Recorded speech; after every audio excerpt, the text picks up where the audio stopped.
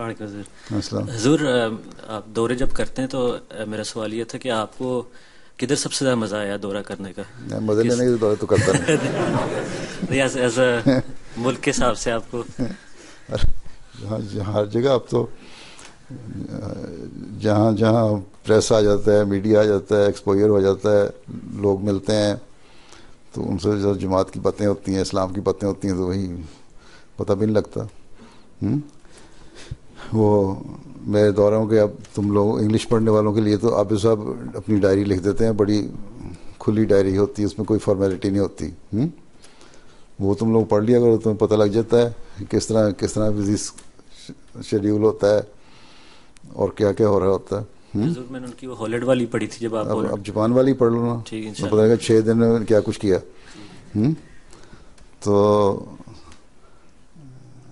مزہ تو آتا ہے، پر یہ سوچنے کا مزہ نہیں ہوتا کہ مزہ آ رہا ہے. بڑا بزی ہوتا ہے. باقی ایک سوال یہ کہنا چاہیے کہ ایک ملک کون سا اچھا ہے جہاں، جیسا میں نے پہلے بتا دیا، جہاں کے لوگوں کو دلچسپی ہوتی ہے وہیں اچھا ہوتا ہے.